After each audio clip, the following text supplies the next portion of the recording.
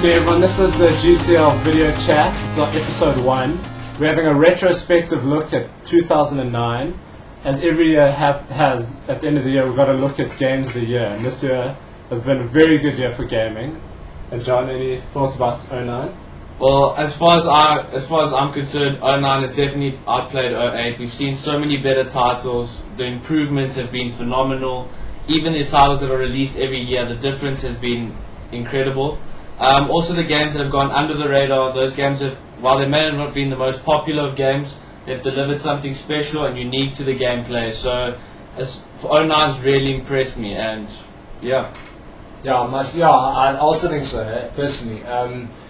Every game has been released, even from the little indie games, where from small programmers to the big THQ titles like Red Faction and those sort of games have just really set the level in terms of gaming much higher than any other year has even possibly hoped to have done. And we have to say that the average quality of game definitely went up in 09.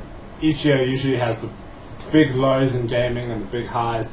09, we didn't have so many games, but the quality of the games that did come up was definitely high. And a lot of people said, you guys are giving such good ratings on your site to all the games. And to be fair, the honest truth is they were all just good. We haven't had anything very bad or very disappointing. Another cool thing I think is also that a lot of exclusive titles have gone multi-platform. We saw especially Tekken, Final Fantasy next year is coming. With Splinter Cell, it jumped from the PlayStation to the Xbox, but it shows that. And there was also the announcement of Metal Gear Solid on coming to Xbox, although it's not exactly the same as the PlayStation. It's nice to see it coming to the Xbox. Well, just to add on to what you were saying about the quality of games that were coming out, because I remember actually looking into the site and the sidebar of the latest reviews, and all you'll see is a 4 out of 5, 5 out of 5, 4, 5. And I think the lowest score we've given a game this year has been a 3, and that's even a rare thing. And it was still a decent game to play. We haven't been very disappointed with anything this year, to be fair. With the exception of 1 or 2 titles, but we won't talk about them. Maybe talk about those later. Yeah. But business is business, so we have to talk about Game of the Year. So, you guys, any thoughts about what you think, out of such a great year, what topped the year of gaming for you? Well, if you think back and you'll look at a long list of titles that have come out in 09, so from all those games, it's so difficult to choose from. Off the top of my head, I'm thinking way back now to February, Killzone 2. While there may have been a lot of hype which left fans disappointed, if you actually remove yourself from that hype, you'll see that it gave an excellent FPS experience, solid multiplayer, and it was just such a great game to play. What do you think, Bryce? Yeah, especially for a February release, I still think it's a very good title. You look at it now, and the graphics are still like really good. Yeah. I really enjoyed Need for Speed Shift. I thought that was really good. Another good game which I think went under the radar kind of was Torchlight on PC. RPG. It's very much like Diablo, and I don't know if you guys saw me playing it at all. We liked the thing about Torchlight. I liked the look. It was a serious and maybe even, if I say, deeper than Diablo, but the look of it was more stylized. The proportions of the characters were very different. It was a very nice, fun game. Yeah, and I noticed when Bryce was playing, he was even shooting some guns in there. Yeah, it's got guns. It kind of merges the gap between Titan Quest and Diablo, and gives you a new look on that type of genre, which is pretty cool. It's a really good title, and I also think Red Faction was a good title. Yeah, Red Faction, we noticed the destruction in Red Faction. All these games these days are trying to put in this destruction. Red Faction is still, they were the innovators of that, and they're still doing it better than anyone's done it. And the GeoMod engine that they did use hope they utilize it for future releases.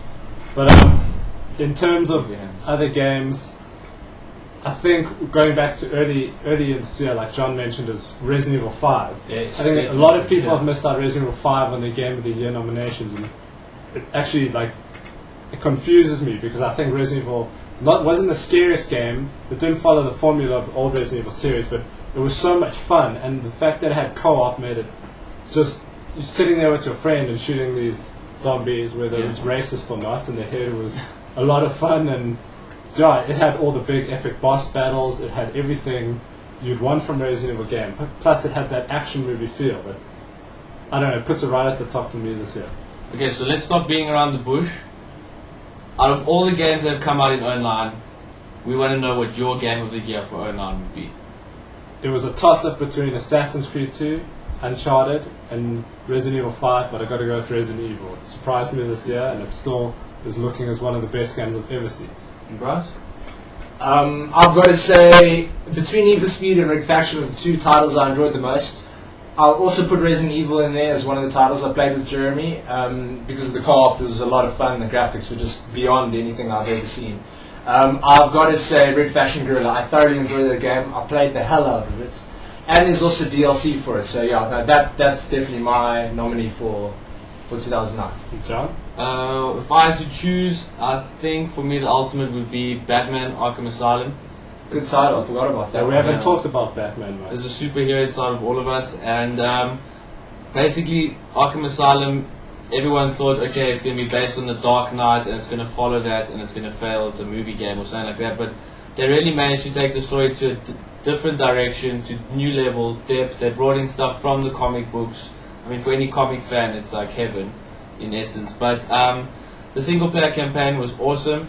There was also the challenge mode, which gave you a breakaway from running around and all of that. But I think the part that drew me in the most about Arkham Asylum were the riddles and stuff to solve throughout the game. I mean, because beside being a beat 'em up sort of running through adventure game, you actually had to sit there, figure things out, go through the riddles and stuff, and I liked the challenge of doing that. And like what Bryce mentioned, even the DLC about Red Faction is DLC for Arkham Asylum, which even added a whole new dimension. There was a beat 'em up arena kind of a thing. Yeah, there was the Prey in the Darkness map pack, there was the Night of Madness, and there was another one. And so they're supporting the game, so we can see. I remember on the PC version also, because I had the demo, you could actually download new costumes for Batman. Actually, you could download like all these funny ones, like colorful ones, and then Batman of the future, Batman of the past, all that stuff. That I thought was pretty cool.